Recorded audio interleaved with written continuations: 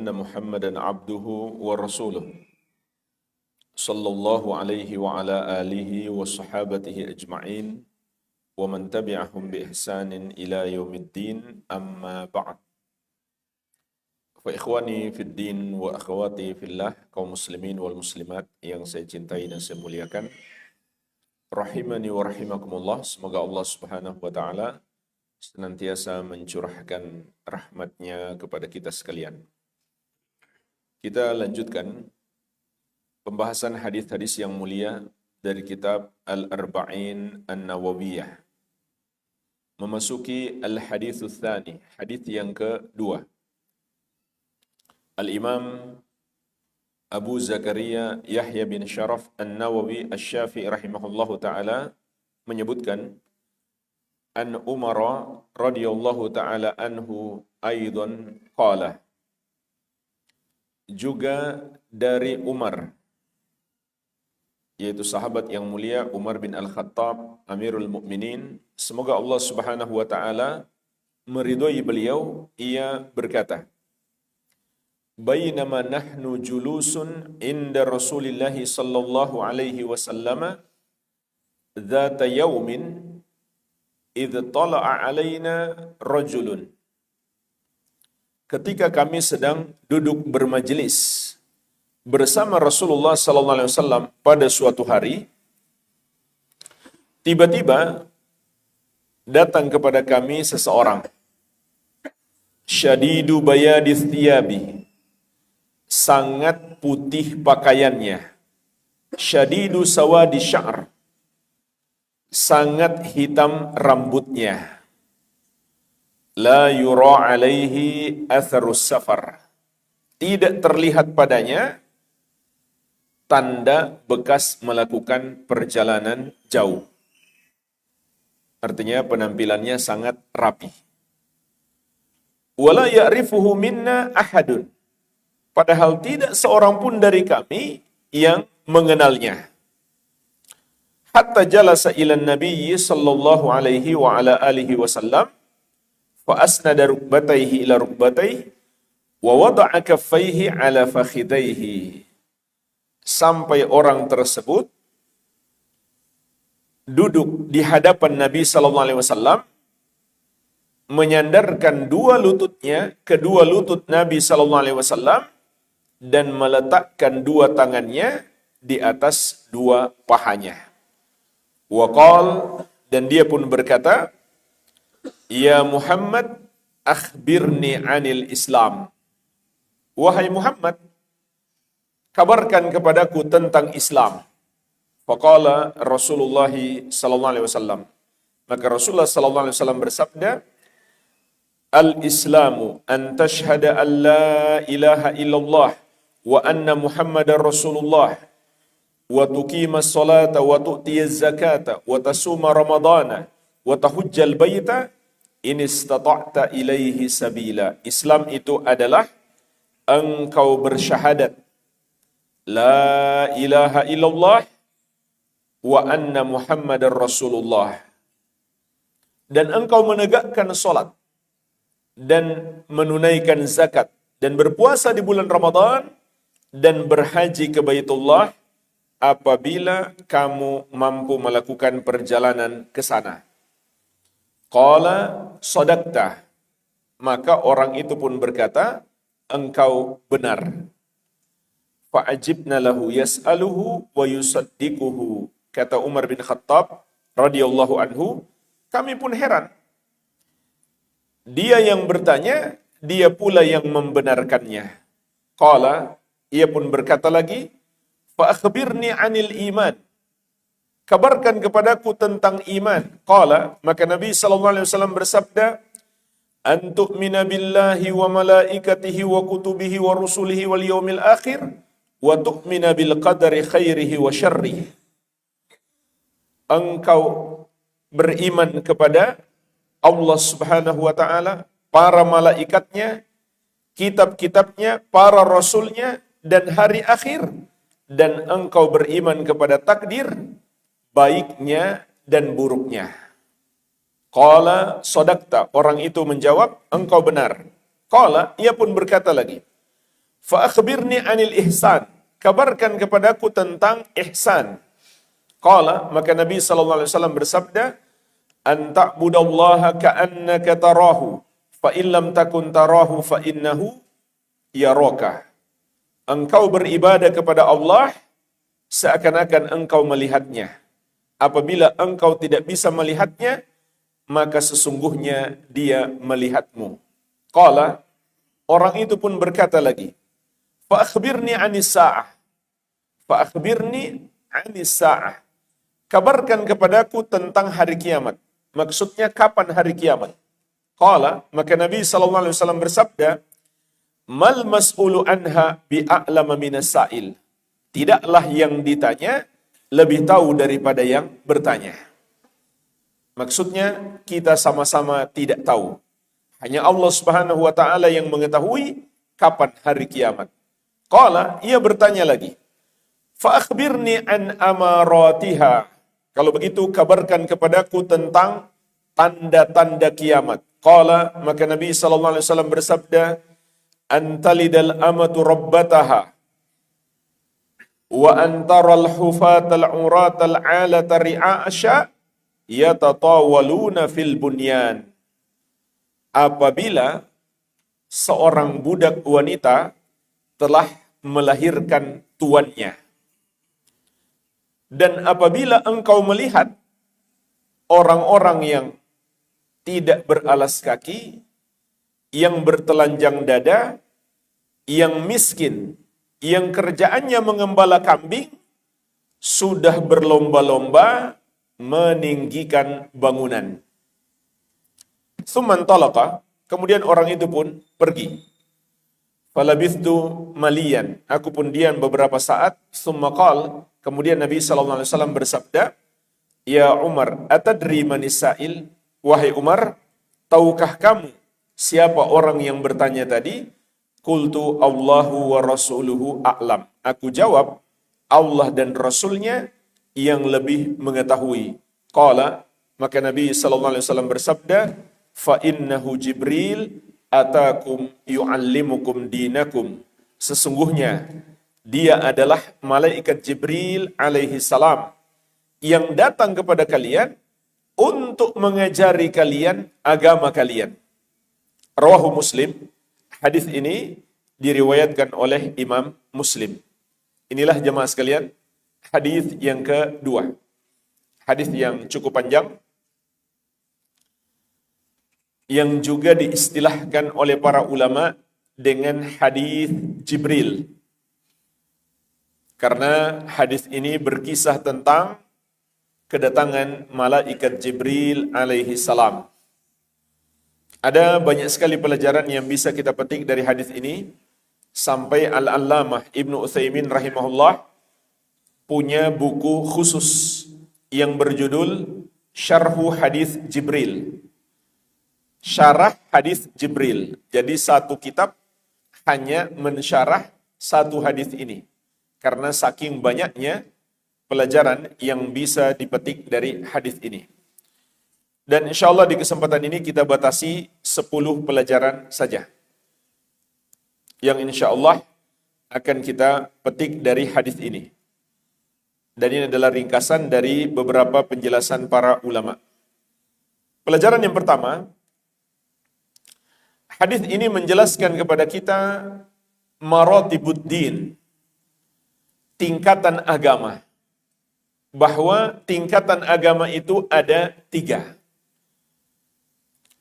Islam, iman, dan ihsan. Islam yang paling rendah,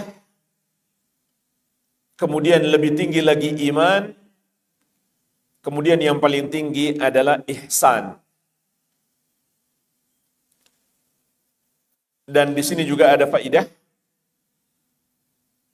Islam dan iman apabila disebut bersamaan, maka maknanya menjadi berbeda. Jika kita perhatikan hadis ini, Islam semuanya terkait dengan amalan zahir. Sedangkan iman terkait dengan amalan batin.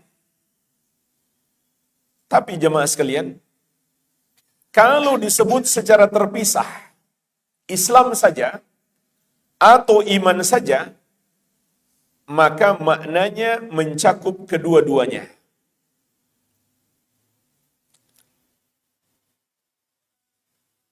Oleh karena itu, rukun iman yang 6 kita sebut juga sebagai ajaran Islam. Begitu pula rukun Islam yang 5 kita sebut sebagai bagian keimanan. Jadi di sini ada satu kaidah. Para ulama mengatakan ada 2 kata. Idza jtama'a ikhtalafa wa idza ikhtalafa ijtama'a. Apabila keduanya berkumpul atau disebut bersamaan, maknanya menjadi beda. Tapi kalau keduanya disebut secara terpisah, bersendirian saja, maka maknanya menjadi sama. Jadi, kalau disebut secara bersamaan, seperti dalam hadis ini, Islam maknanya adalah amalan zahir, sedangkan iman adalah amalan batin. Tapi jika disebut secara terpisah, misalkan kita mengatakan ajaran Islam, maka itu sudah mencakup semua bagian keimanan. Begitu pula kalau kita mengatakan cakupan keimanan, maka itu juga sudah mencakup seluruh rukun Islam. Karena iman, menurut para ulama ahli sunnah adalah qaulun bil lisan, wal amalu bil arkan, wal i'tiqadu bil jinan. Mengucapkan dengan lisan, mengamalkan dengan anggota tubuh, dan meyakini dengan hati. Maka ini mencakup semua ajaran Islam. Bukan hanya amalan hati, tapi juga ucapan lisan dan perbuatan anggota tubuh. Sebagaimana juga sabda Nabi sallallahu alaihi wasallam, al-imanu bid'un wa sab'una syu'bah. Iman itu ada 70 lebih cabangnya. Fa'alaha qawlu la ilaha illallah. Yang paling tingginya adalah ucapan la ilaha illallah. Wa adnaha imatatul adza anit tariq. Dan yang paling rendahnya adalah mengeluarkan sesuatu yang mengganggu dari jalan. Wal haya'u syu'batun minal iman.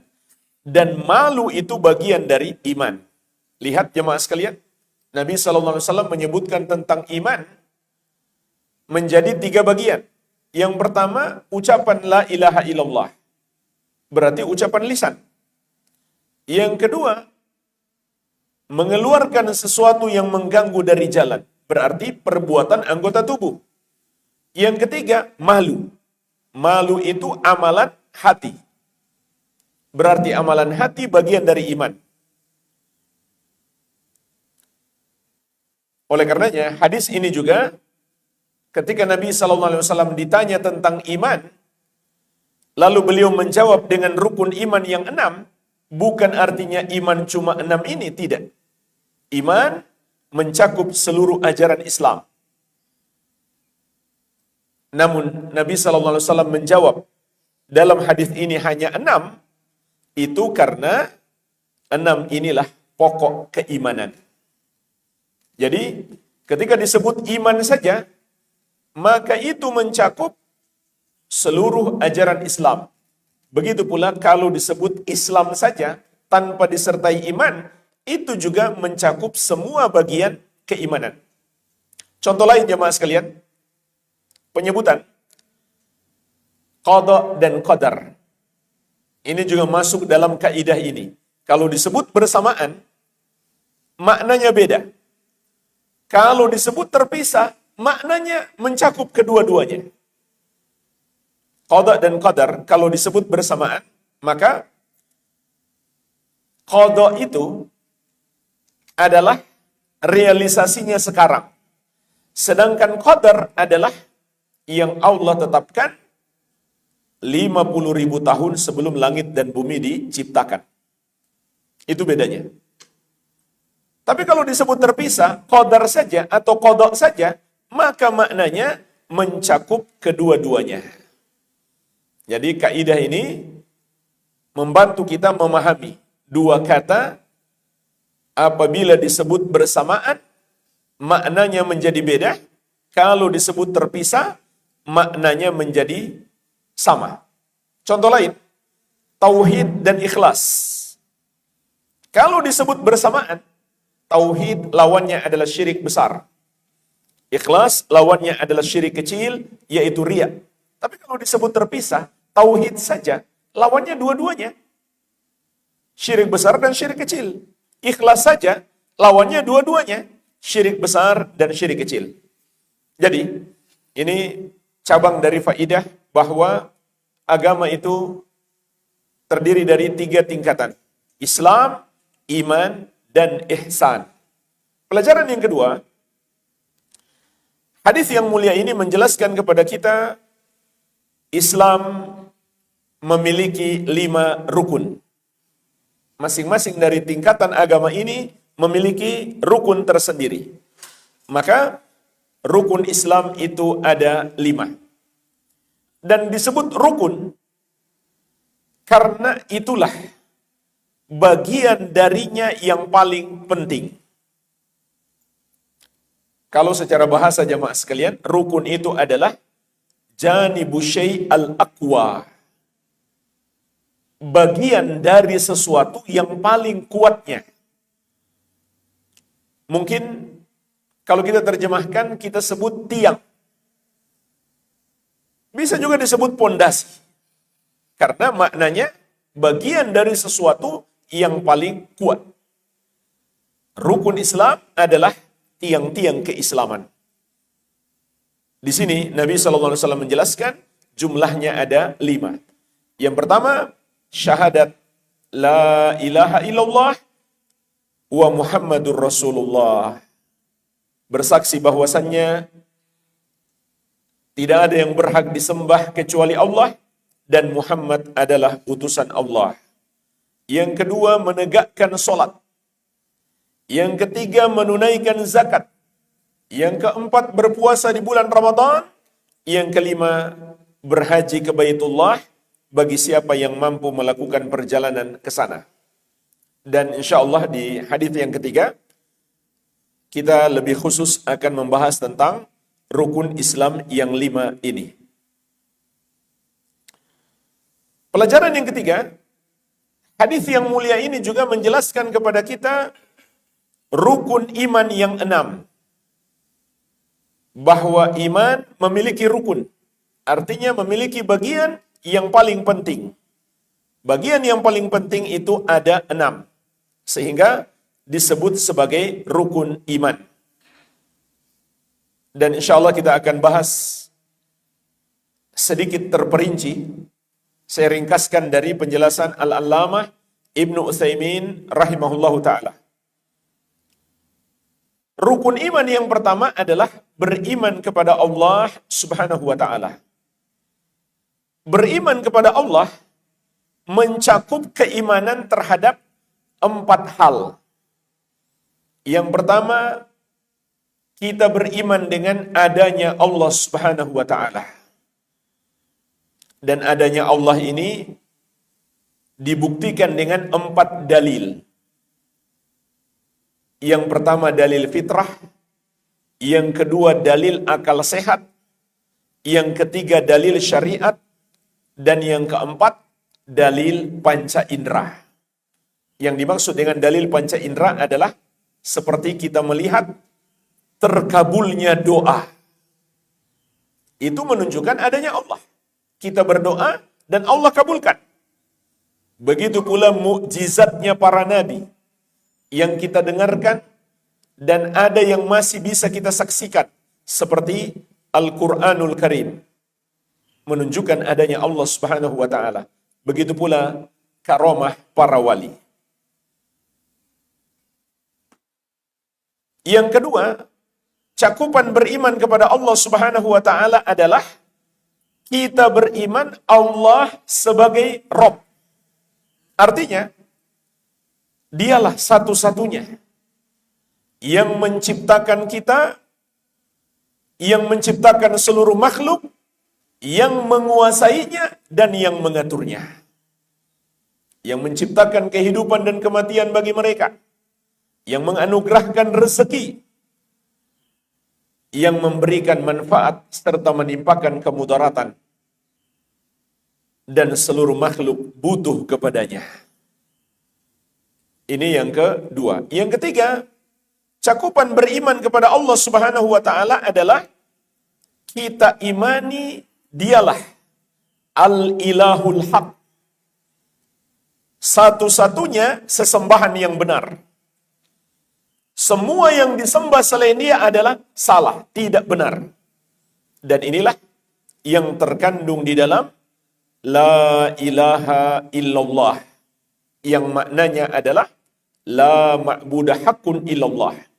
Dan ini puncak keimanan kepada Allah Subhanahu wa taala, yang menjadi tujuan kita diciptakan di muka bumi ini.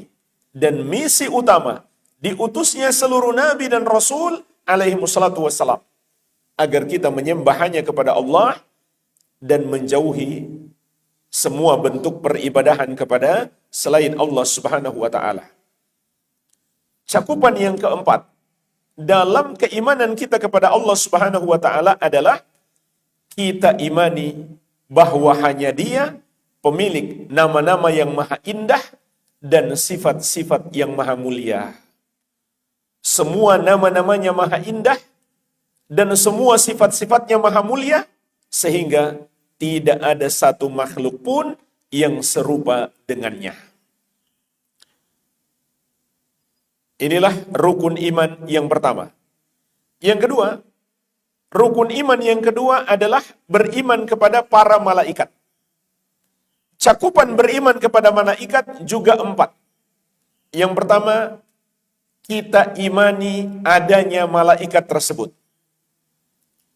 dan bahwa mereka adalah makhluk yang betul-betul memiliki wujud, yang tercipta dari cahaya. Bukan makhluk fiktif. Bukan cuma kata kiasan. Karena sebagian orang sesat mengatakan malaikat itu hanya potensi baik pada diri manusia. Begitu pula kata mereka, setan hanyalah potensi buruk pada diri manusia, bukan makhluk yang nyata. Maka itu tidak benar. Wajib kita meyakini malaikat adalah makhluk yang nyata, yang memiliki fisik, yang memiliki sifat-sifat. Cakupan iman kepada malaikat yang kedua adalah kita mengimani nama-nama mereka secara terperinci dan secara global. Secara terperinci maksudnya sesuai dengan apa yang dikabarkan di dalam Al-Quran dan Sunnah. Seperti malaikat Jibril, Mikail, dan lain-lain. Adapun yang tidak dikabarkan di dalam Al-Quran dan Sunnah, maka kita imani secara global akan keberadaan mereka, tapi kita nggak tahu nama-namanya. Cakupan iman kepada malaikat yang ketiga adalah kita imani sifat-sifat mereka yang disebutkan di dalam Al-Quran dan Sunnah. Contoh, dalam hadis ini, malaikat Jibril alaihissalam, Allah Subhanahu wa ta'ala berikan kemampuan untuk bisa merubah dirinya menjadi manusia biasa. Terlihat seperti manusia biasa. Dilihat oleh para sahabat, beliau berbicara pun didengarkan oleh para sahabat dan dijawab oleh Nabi Muhammad sallallahu alaihi wasallam. Dan yang keempat, kita yakini tugas-tugas mereka yang disebutkan di dalam Al-Quran. Begitu pula dalam As-Sunnah. Seperti tugas malaikat Jibril alaihissalam mengantarkan wahyu kepada para nabi dan rasul. Tugas malaikat maut mencabut nyawa, dan seterusnya. Inilah 4 cakupan keimanan kepada malaikat. Rukun iman yang ketiga, beriman kepada kitab-kitab. Cakupannya juga ada 4. Yang pertama, kita imani turunnya kitab-kitab ini benar-benar datang dari Allah Subhanahu wa ta'ala, yang diberikan kepada para nabi dan rasulnya. Bukan mereka buat-buat sendiri. Yang kedua, kita imani nama-nama kitab ini secara terperinci dan secara global. Secara terperinci artinya sesuai dengan apa yang Allah kabarkan di dalam Al-Quran dan Sunnah. Contoh, adanya kitab Taurat, Zabur, Injil, dan Al-Quran. Sedangkan yang tidak Allah sebutkan, kita imani secara global. Bahwa para nabi dan rasul diberikan kitab, tapi kita tidak tahu nama-namanya semua kitab-kitab tersebut. Yang ketiga, kita membenarkan berita-berita yang terdapat di dalam kitab-kitab tersebut. Seperti berita-berita di dalam Al-Quran, baik berita tentang masa lalu maupun masa yang akan datang. Baik masa yang akan datang di kehidupan dunia maupun di kehidupan akhirat. Sedangkan kitab-kitab selain Al-Quran, kita benarkan apabila jelas bahwa itu bagian dari kitab Allah. Kenapa? Karena kitab-kitab selain Al-Quran tidak Allah berikan jaminan keasliannya. Sehingga banyak orang yang telah merubah-rubahnya. Tapi kalau jelas bagi kita, itu bagian dari kitab Taurat atau Injil, wajib kita membenarkan kabar-kabar di dalamnya. Yang keempat, kita amalkan kitab yang diturunkan kepada kita, yaitu Al-Quran. Jadi meskipun kita beriman terhadap seluruh kitab-kitab yang Allah turunkan, tapi yang wajib kita amalkan hanyalah Al-Quran. Adapun hukum-hukum di dalam kitab-kitab sebelumnya, jika tidak bertentangan dengan Al-Quran, jika tidak dihapus oleh Al-Quran, maka itu juga bisa kita amalkan. Bahkan harus kita amalkan. Maka Al-Quran yang menjadi pedoman, yang menjadi penilai apakah hukum-hukum yang terdapat dalam kitab-kitab sebelumnya masih berlaku atau tidak. Inilah 4 cakupan beriman kepada kitab-kitab. Rukun iman yang keempat, beriman kepada para rasul. Cakupannya juga ada 4. Yang pertama, kita mengimani risalah, ajaran yang mereka bawa benar-benar datang dari Allah Subhanahu wa ta'ala. Dan ingat jamaah sekalian, mengingkari kerasulan salah satu nabi dan rasul itu sama saja mengingkari seluruh nabi dan rasul. Jadi kalau ada umat Islam misalkan tidak beriman terhadap kerasulan Nabi Isa alaihissalam yang disebut Yesus oleh umat Nasrani, maka umat Islam ini bukan lagi Muslim kalau dia tidak beriman terhadap kerasulan Nabi Isa alaihissalam. Islamnya batal, dia bukan lagi seorang Muslim. Cakupan iman yang kedua kepada para nabi dan rasul adalah kita imani nama-nama mereka secara terperinci dan secara global. Secara terperinci artinya sebagaimana yang disebutkan di dalam Al-Quran dan Sunnah.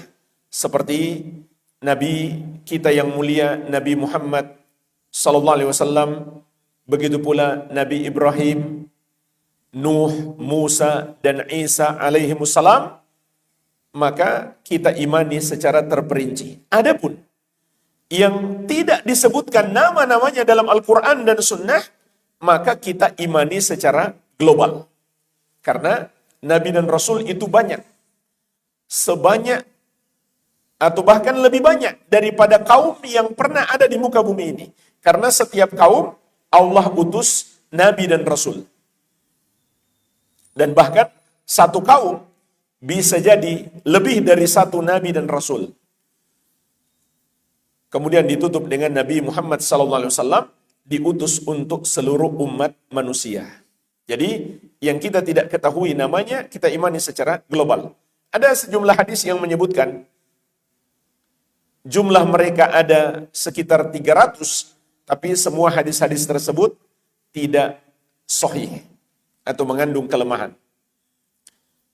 Yang ketiga, kita membenarkan berita-berita yang sahih sanadnya yang datang dari seluruh Nabi dan Rasul alaihi wassalatu wassalam. Jadi, meskipun bukan dari Nabi Muhammad SAW, tapi dari Nabi dan Rasul yang lain, jika bisa dipertanggungjawabkan sanadnya sahih, maka wajib kita benarkan. Cuma jemaah sekalian, umat-umat terdahulu tidak memiliki keistimewaan mempunyai sanad. Ini diantara keistimewaan umat Islam yang tidak dimiliki oleh umat terdahulu dan oleh bangsa manapun. Makanya semua catatan sejarah dari bangsa manapun itu sulit dipastikan keotentikannya karena mereka tidak punya sanad. Tidak punya ilmu sanad. Yang memiliki ilmu sanad hanyalah umat Islam. Yang keempat, kita amalkan syariat Nabi yang diutus kepada kita, yaitu Nabi Muhammad sallallahu alaihi wa ala alihi wasallam. Jadi, meskipun kita beriman kepada seluruh Nabi dan Rasul, namun untuk mengamalkan syariatnya hanya syariat Nabi Muhammad sallallahu alaihi wasallam. Kita tidak harus mengamalkan syariat para Nabi dan Rasul terdahulu. Bahkan, para Nabi dan Rasul terdahulu, andai masih hidup ketika Nabi SAW diutus, mereka pun harus mengamalkan syariat beliau. Oleh karena itu, Nabi Isa AS yang akan turun di akhir zaman akan mengamalkan syariat Nabi Muhammad SAW. Rukun iman yang kelima, beriman kepada hari akhir. Pokok utamanya ada 3. Beriman kepada hari akhir, pokok utamanya ada 3. Yang pertama, beriman terhadap adanya kebangkitan. Setelah manusia mati, kelak di hari kiamat akan dibangkitkan kembali. Setelah bumi ini hancur semuanya, maka ada hari kebangkitan kembali. Yang kedua, beriman kepada al-hisab dan al-jaza. Adanya hisab, perhitungan amalan. Akan diperlihatkan amalan-amalan kita, akan ditimbang, dan ada pembalasan di al-mahsyar, di padang mahsyar. Ini sebelum surga dan neraka. Itu sudah ada pembalasan di situ. Dan yang ketiga, beriman kepada surga dan neraka. Inilah jemaah sekalian, 3 pokok keimanan terhadap hari akhir. Namun, cakupan keimanan kepada hari akhir itu sangat luas. Itu sangat luas. Bahkan mencakup semua peristiwa setelah mati. Sehingga beriman dengan adanya fitnah kubur, adanya azab kubur, adanya nikmat kubur, itu juga bagian dari iman kepada hari akhir. Karena jemaah sekalian, ketika seseorang itu wafat, maka hari akhirnya sudah terjadi. Oleh karena itu kematian disebut juga kiamat kecil. Dan rincian peristiwa Di akhirat kelak, wajib kita imani apabila disebutkan dalam Al-Quran dan hadis-hadis yang sahih. Seperti adanya sirat, dan bagaimana kondisi manusia ketika melewati sirat yang membentang di atas neraka Jahannam. Ada yang bisa melewatinya sesuai dengan amalannya, ada yang jatuh ke dalam neraka.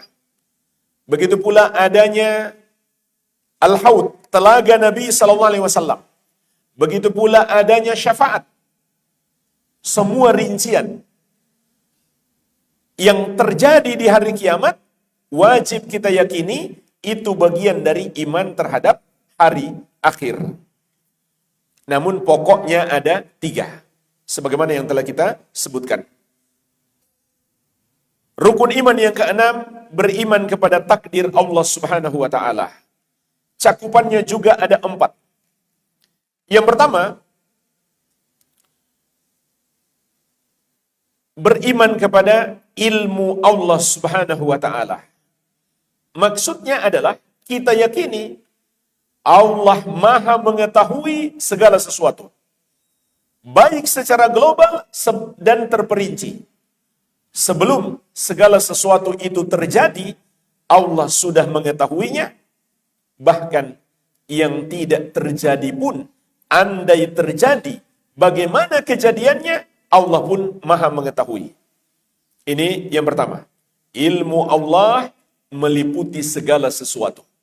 Yang kedua, beriman kepada Al-Kitabah, pencatatan takdir.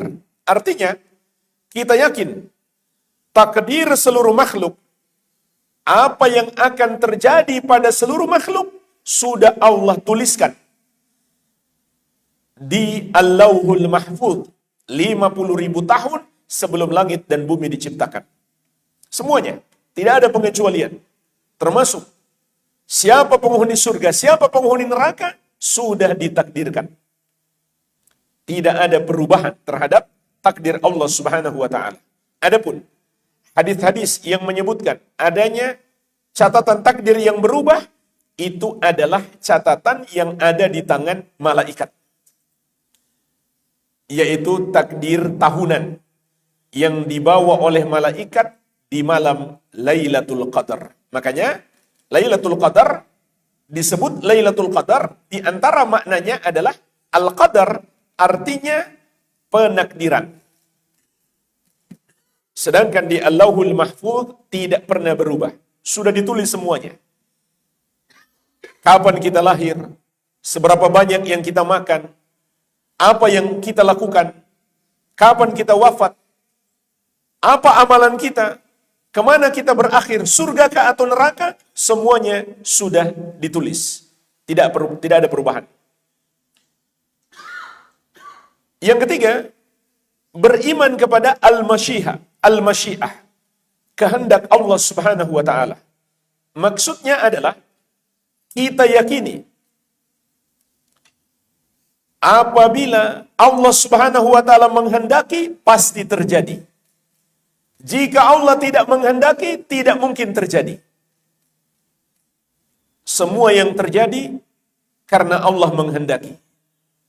Yang tidak terjadi karena Allah tidak menghendaki.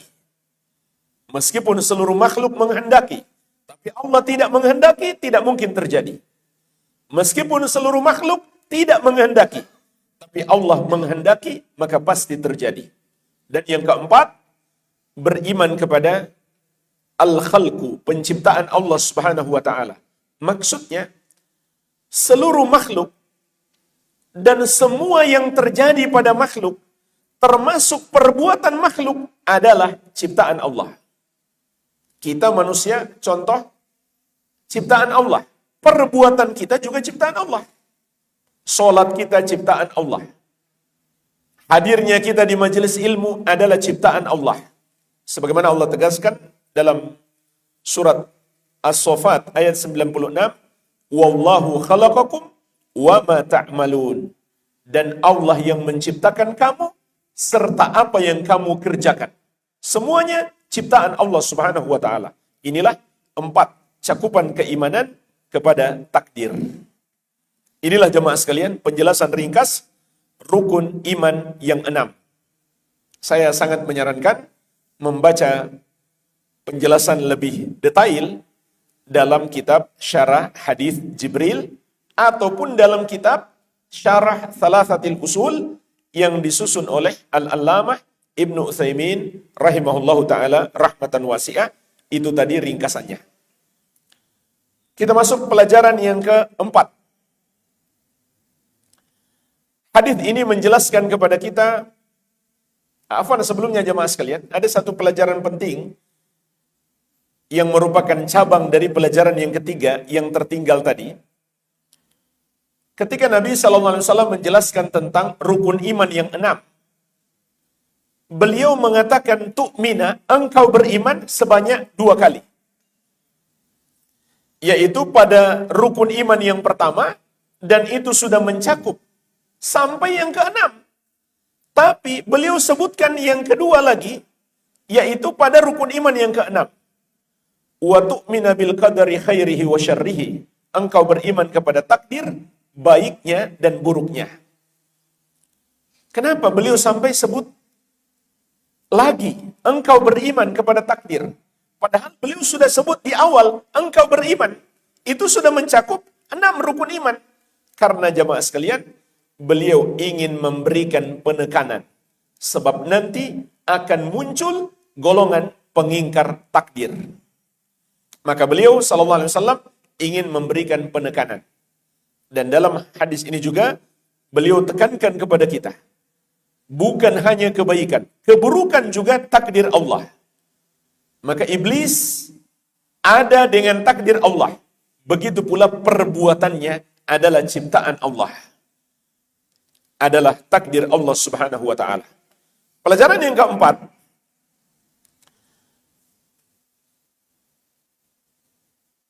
Nabi SAW menjelaskan tentang ihsan. Ihsan jamaah sekalian adalah tingkatan agama yang tertinggi.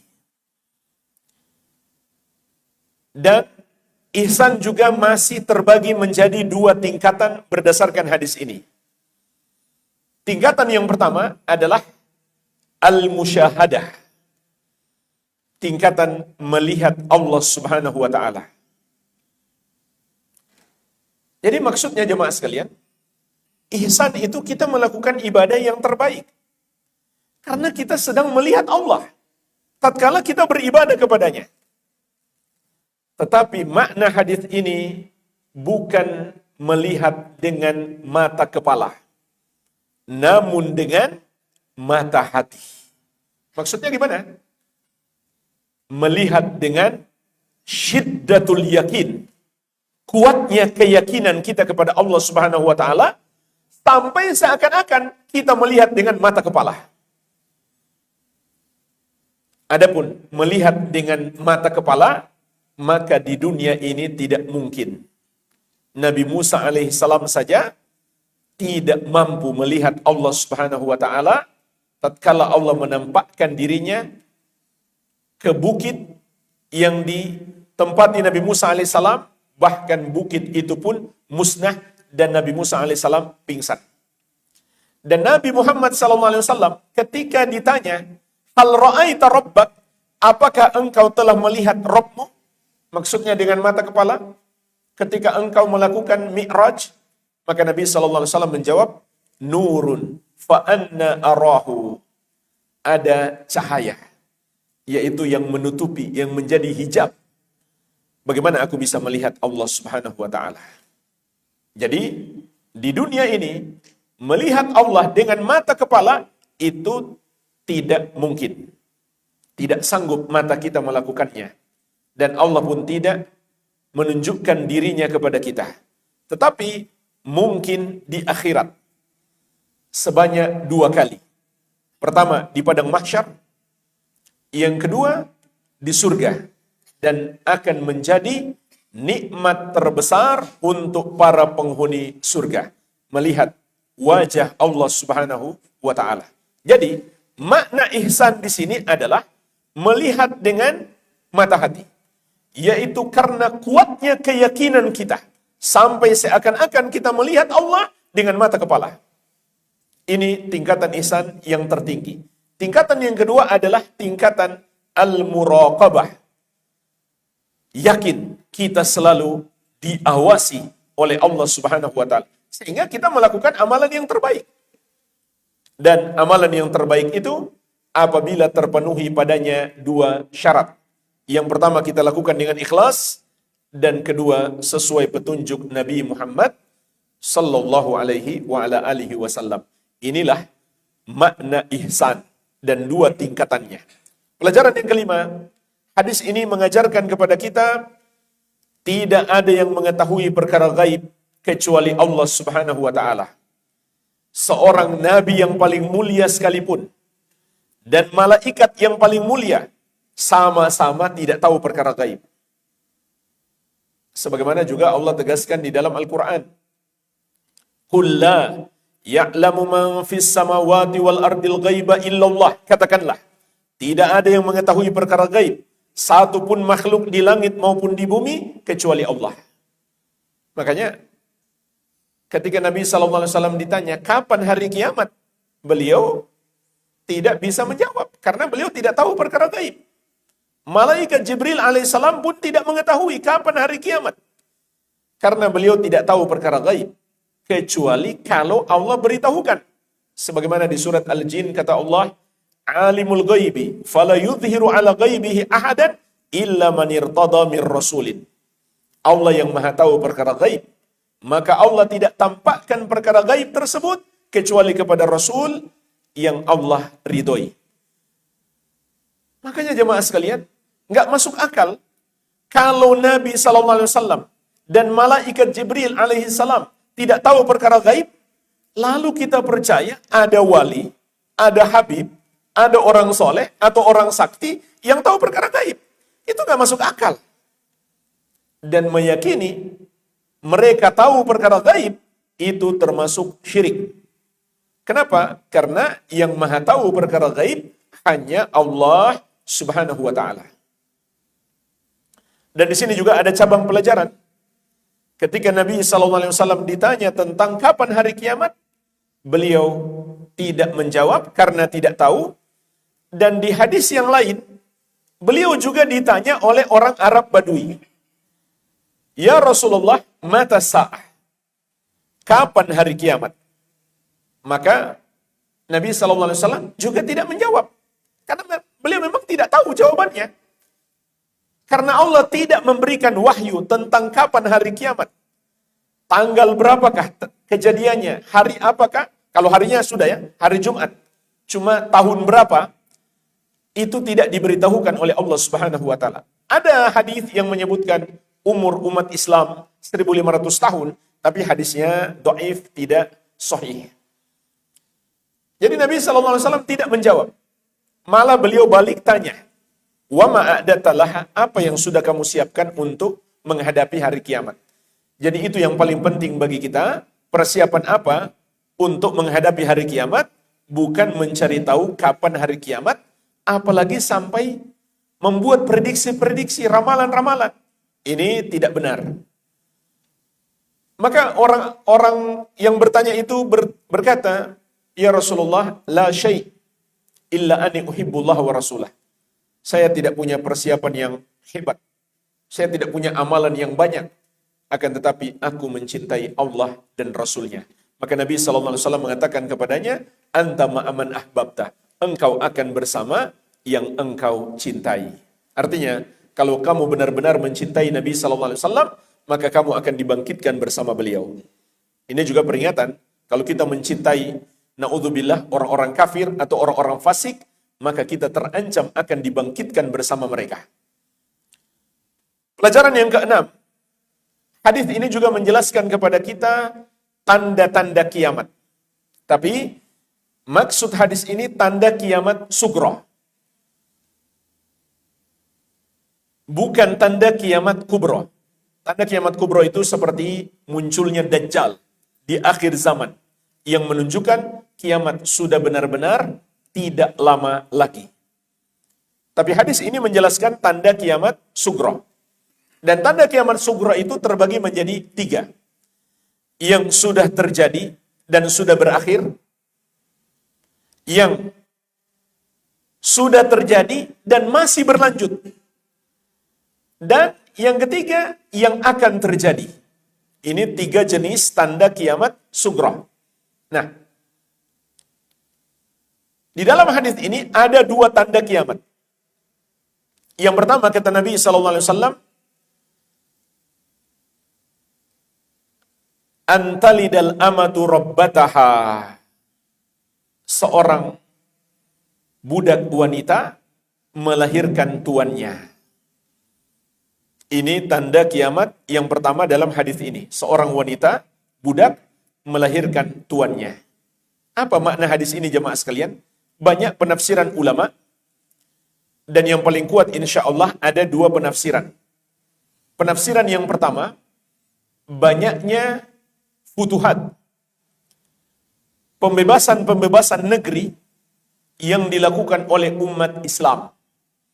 Dan itu sudah terjadi sejak masa para sahabat dan insya Allah masih akan terus terjadi. Kemudian, banyak tawanan perang yang menjadi budak. Ini masih mungkin terjadi di masa yang akan datang. Tawanan-tawanan perang menjadi budak. Maka kemudian seorang majikan yang memiliki budak, dia menggauli budaknya dan melahirkan anak. Maka ibunya masih berstatus budak, sementara anaknya itu berstatus merdeka. Sehingga dikatakan seorang budak melahirkan tuannya. Berarti makna ini makna yang bagus, makna yang baik. Karena maknanya adalah umat Islam membebaskan negeri-negeri dari cengkraman orang-orang kafir yang zalim. Ini makna yang pertama. Makna yang kedua, maksud hadis ini adalah kata kiasan tentang banyaknya anak durhaka. Sehingga seakan-akan orang tuanya dijadikan budak sama dia. Ini juga termasuk tanda-tanda kiamat. Munculnya anak-anak durhaka. Sehingga seakan-akan orang tuanya seperti budaknya. Maka tentu ini adalah tercelah. Ini tanda kiamat yang pertama. Tanda kiamat yang kedua, wa antaral hufatal alata ri'a asya yatatawaluna fil bunyan. Kata Nabi SAW, engkau melihat orang-orang yang tidak beralas kaki, bertelanjang dada, miskin, kerjaannya mengembala kambing, namun mereka telah berlomba-lomba meninggikan bangunan. Artinya, mereka sudah kaya raya. Sehingga mereka punya rumah-rumah yang tinggi atau rumah-rumah yang mahal harganya. Jadi makna tinggi di sini juga ada 2 penafsiran ulama. Pertama, bangunannya betul-betul tinggi. Yang kedua, tinggi nilainya. Mungkin nggak tinggi secara fisik, tapi harganya mahal karena mungkin luas dan mewah. Ini diantara tanda-tanda kiamat. Lalu apa makna hadis ini? Juga ada 2 makna yang paling masyhur yang disebutkan para ulama. Maknanya adalah, makna yang pertama, sesuai dengan zahir hadis. Benar-benar orang-orang yang tadinya miskin menjadi kaya raya, kemudian memiliki bangunan-bangunan yang tinggi. Seperti yang terjadi di negara-negara Arab saat ini, dulu mereka hanyalah pengembala kambing, tiba-tiba ditemukan minyak, mereka pun menjadi orang-orang yang kaya raya, dan mereka pun berlomba-lomba meninggikan bangunan. Tetapi jemaah sekalian, apakah maksud hadis ini adalah sebuah celaan karena meninggikan bangunan? Jawabannya belum tentu. Tergantung bangunan itu untuk apa. Kalau untuk beramal soleh, malah bagus.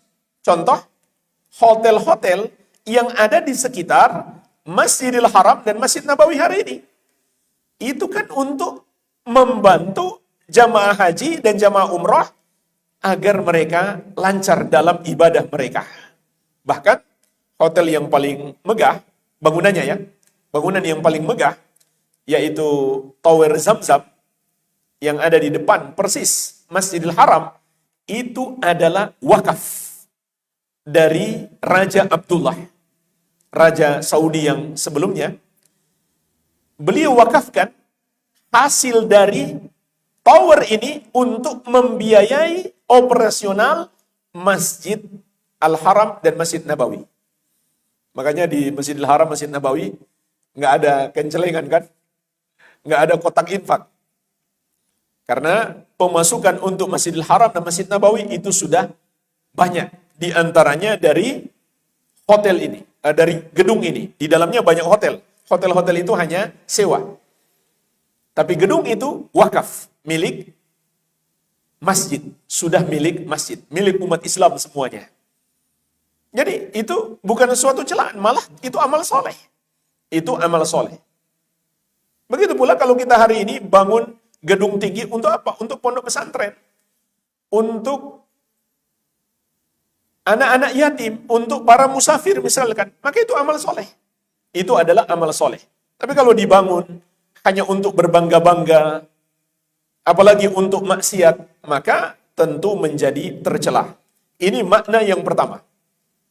Dan ini sudah kita saksikan hari ini, dan masih akan terus berlanjut. Kemudian, makna yang kedua,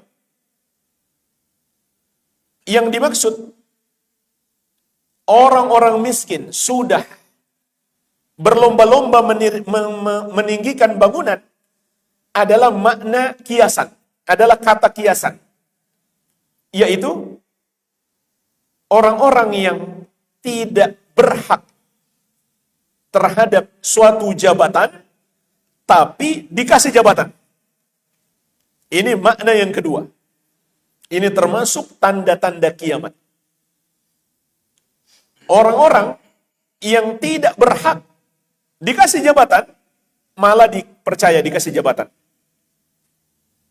Apakah dikasih jabatan penguasa tertinggi, ataukah menteri, atau wakil menteri, atau pejabat-pejabat di bawahnya. Pejabat apapun.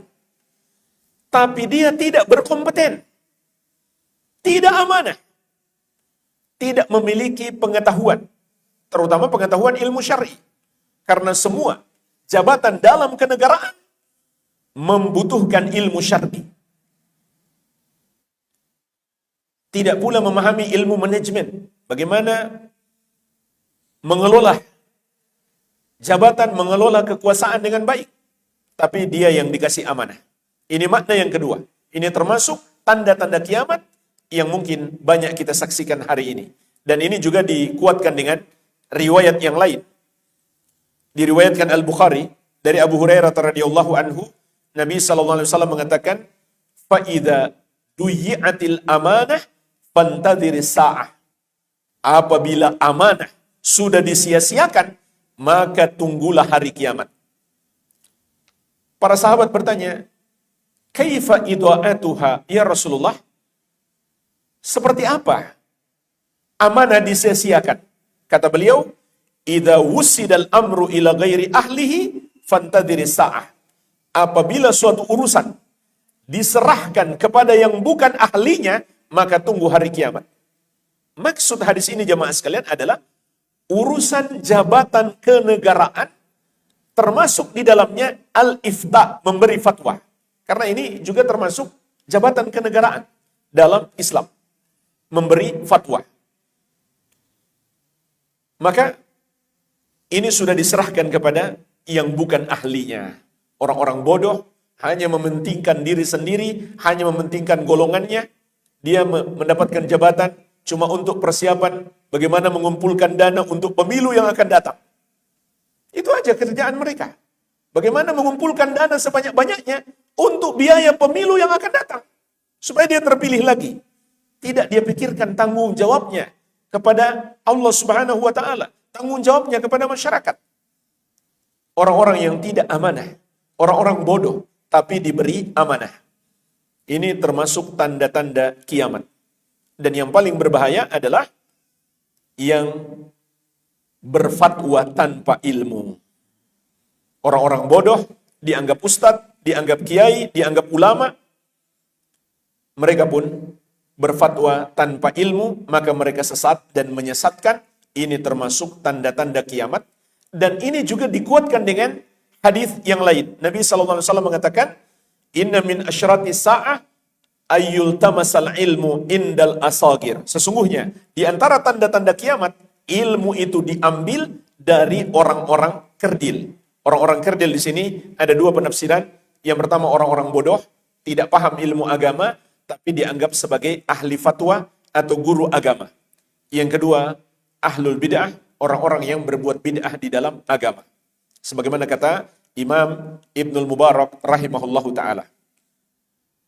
Inilah jemaah sekalian, dua tanda kiamat yang disebutkan dalam hadis ini dalam dua penafsiran. Dan dua penafsiran ini tidak bertentangan. Kita masuk pelajaran yang ketujuh. Hadis ini menjelaskan kepada kita keutamaan majelis ilmu dan adab di majelis ilmu. Apa keutamaan majelis ilmu? Kita ittiba kepada Nabi SAW dan para sahabat. Dahulu Nabi SAW dan para sahabat juga bermajelis ilmu.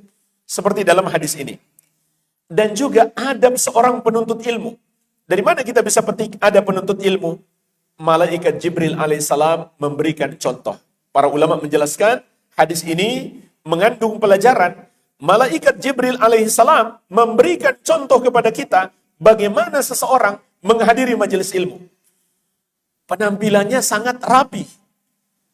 Rambutnya sangat hitam, pakaiannya sangat putih, dan dia duduk dengan sopannya. Ini adab seorang penuntut ilmu diajarkan oleh malaikat Jibril alaihissalam kepada kita, sepatutnya kita teladani. Pelajaran yang ke berapa sekarang? Yang ke-8. Sahabat yang mulia Umar bin Khattab radhiyallahu anhu mengajarkan kepada kita ucapan Allahu wa rasuluhu a'lam. Kalau kita ditanya tentang urusan agama dan kita tidak tahu ilmunya, maka Umar bin Khattab radhiyallahu anhu mengajari kita untuk mengucapkan Allahu wa rasuluhu a'lam. Allah dan Rasulnya yang lebih mengetahui. Hanya saja, kata para ulama, ucapan tambahan wa rasuluhu itu hanyalah di masa hidup Nabi Muhammad sallallahu alaihi wasallam. Berarti sekarang cukup kita katakan Allahu a'lam. Inilah jemaah sekalian ada penting dalam urusan agama. Kalau kita nggak tahu, katakan Allahu a'lam. Allah yang lebih tahu. Jangan sok tahu. Bahkan dalam urusan dunia pun seharusnya demikian. Kita jangan sok tahu berbicara tentang urusan dunia kalau tanpa ilmu. Itu tadi diantara tanda-tanda kiamat. Orang-orang yang nggak ngerti tapi sok tahu. Apalagi dalam urusan agama. Kalau hanya urusan dunia jemaah sekalian. Contoh seorang yang tidak paham ilmu kedokteran. Ataupun dia seorang dokter. Tapi dia ngasih resep yang dia belum punya ilmu tentang itu. Maka dia akan merusak pasiennya. Tapi yang rusak hanya fisiknya. Yang rusak hanya fisiknya, paling tinggi mati. Namun kalau orang berbicara tanpa ilmu, dia bisa merusak akidah. Merusak iman. Mungkin menyebabkan murtad keluar dari Islam. Itu lebih berbahaya jemaah sekalian. Kalau kita sepakat, dokter itu ngasih resep, harus betul-betul berdasarkan ilmu yang dia kuasai. Harusnya kita juga lebih sepakat lagi. Yang pantas berbicara urusan agama adalah orang-orang yang berilmu. Bukan orang yang baru kemarin taubat, langsung jadi ustadz, langsung ditanya-tanya tentang urusan agama. Dan di surat An-Nahl ayat 116, Allah Azza wa Jalla memberi peringatan keras. وَلَا تَقُولُوا لِمَا تَصِفُ أَلْسِنَتِكُمُ الْكَذِبُ هَذَا حَلَالٌ وَهَذَا حَرَامٌ litaftaru 'alallahil kadzib. Janganlah kamu mengatakan dengan apa yang disifatkan oleh lisan-lisanmu secara dusta. Ini halal dan ini haram. Untuk kamu membuat kedustaan atas Allah. Maksudnya jemaah sekalian, orang yang berbicara tanpa ilmu berarti dia berdusta atas nama Allah. Karena dia kan bicara agama. Agama itu datangnya dari Allah. Kalau dia berbicara tentang urusan agama tanpa ilmu, sama saja dia berdusta atas nama Allah Subhanahu wa taala. Sebagaimana kata Syekhul Islam Ahmad bin Abdul Halim Al-Harrani rahimahullahu taala, "Kullu man takallama fi dinillahi bighairi ilmin fahuwa kadzibun wa in la yata'ammad al-kadzib." Setiap orang yang berbicara tentang agama Allah tanpa ilmu, maka dia adalah seorang pendusta, meskipun dia tidak bermaksud berdusta. Kemudian Allah ingatkan, innalladzina yaftaruna 'alallahi al-kadzib la yuflihun. Sesungguhnya orang-orang yang membuat-buat kedustaan atas Allah, mereka tidak akan beruntung. Cuma pertanyaannya jemaah sekalian, kenapa boleh mengatakan Allahu wa rasuluhu a'lam? Sementara dalam hadis yang lain, ada orang berkata kepada Nabi SAW, Masya Allah wa syi'ta, sesuai kehendak Allah dan kehendakmu. Nabi SAW marah. Kata beliau, aja'altani lillahi niddan, apakah kamu hendak menjadikan aku tandingan bagi Allah? Masya Allah wahda, katakan sesuai kehendak Allah yang satu saja. Itu terlarang, nggak boleh kita katakan sesuai kehendak Allah dan kehendak Nabi Muhammad SAW. Tapi di sini boleh. Allahu wa rasuluhu a'lam. Allah dan Rasulnya yang lebih mengetahui. Kenapa? Karena yang ditanya ketika itu adalah ilmu agama. Dan Nabi SAW telah Allah berikan ilmu tersebut. Anda yang ditanya, kapan hari kiamat? Nggak boleh kita katakan, Allahu wa rasuluhu a'lam. Karena Nabi SAW tidak diberikan ilmu tentang kapan hari kiamat. Hanya boleh kita katakan Allahu a'lam. Pelajaran yang ke-9. Ini pelajaran yang sangat penting. Hadis ini mengajarkan kepada kita bahwa berdakwah tidak harus menyampaikan secara langsung. Orang-orang yang menjadi sebab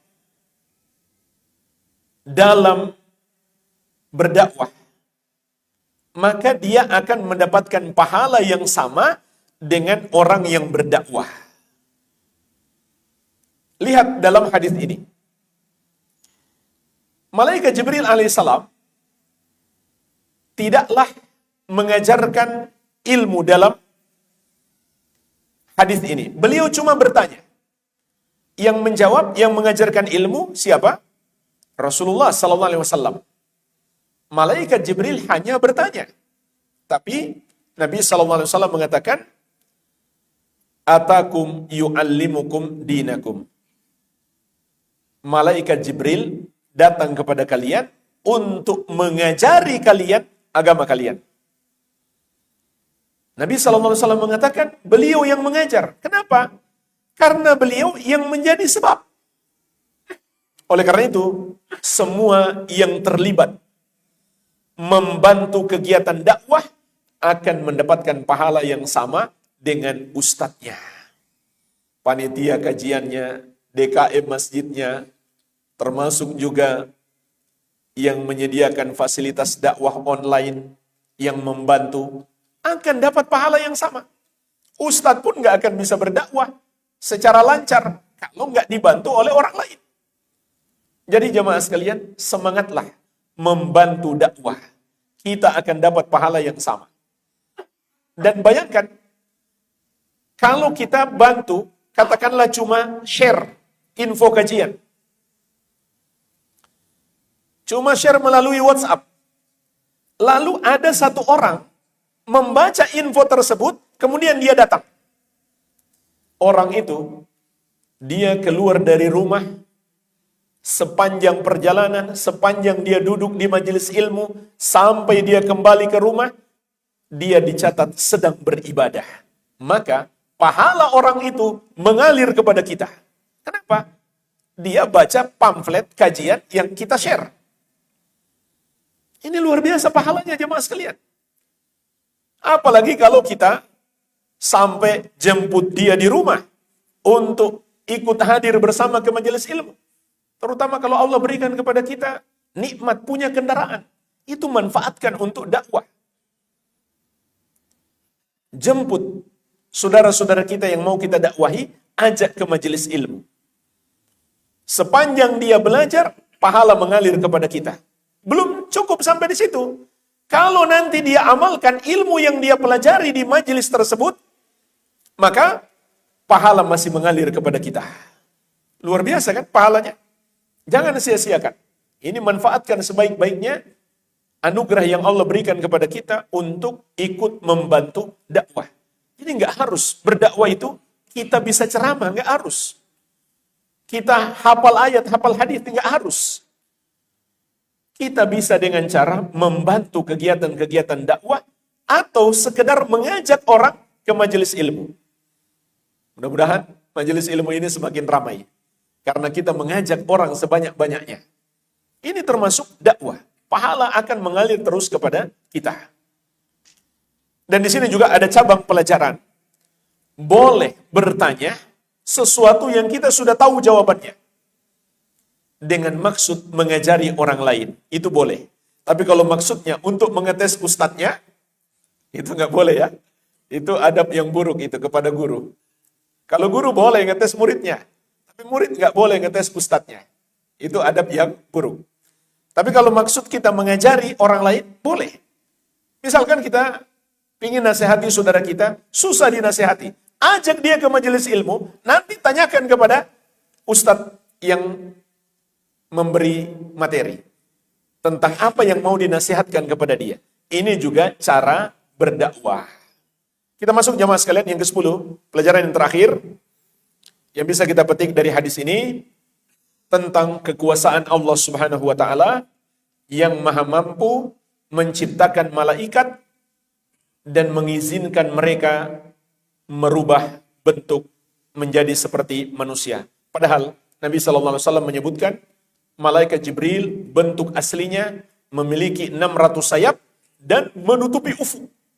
Jadi dahsyat sekali besarnya malaikat Jibril alaihissalam dan sangat kuat.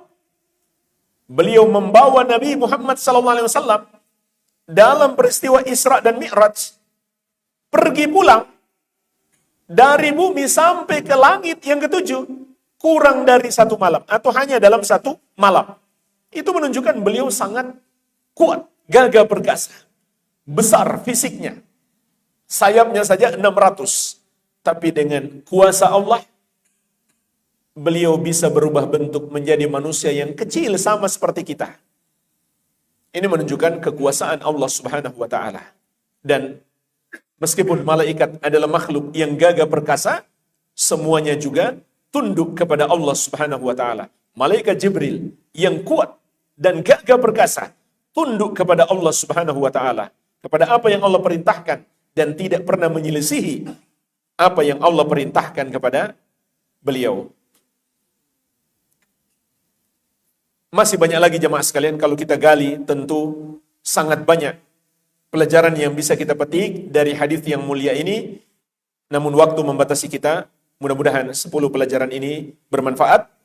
Wabillahi at-taufiq.